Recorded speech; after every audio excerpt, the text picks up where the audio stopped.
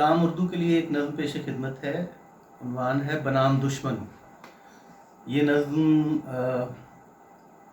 عظیم قدیم عربی شاعر عمرو بن کلثوم کے قصیدے سے ماخوذ ہے۔ تجھے معلوم ہے کس دھج سے ہم گھر سے نکلتے ہیں میرے دشمن؟ ہمارے راہواروں کو تیری بدقسمتی مہمیز کرتی ہے۔ سنوں کی تھاپ صحرا کا تناؤ توڑ دیتی ہے۔ دھمک پاتال کے سینے میں نیزے کی طرح پیوست ہو جاتی ہے تو دھرتی چٹکتی ہے۔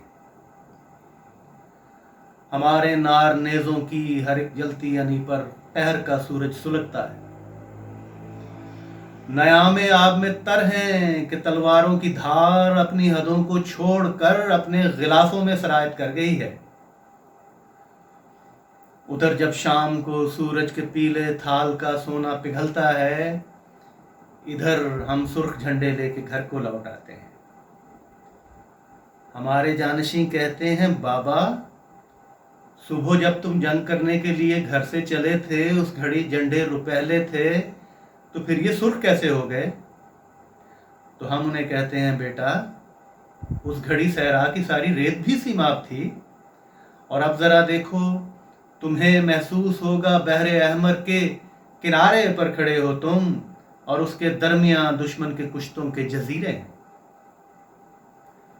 اور ہاں، بچوں سے یاد آیا، ہمارے شیر خاروں سے ڈرو دشمن، کہ جب وہ دودھ چھوڑیں گے تو تم دہشت زدہ راتوں میں سونا چھوڑ جاؤ گے۔ یہ بچے خاندانی ہیں، ابو جد کی روایت کا بڑا وجدان رکھتے ہیں، انا کو پوجتے ہیں، خون پر ایمان رکھتے ہیں۔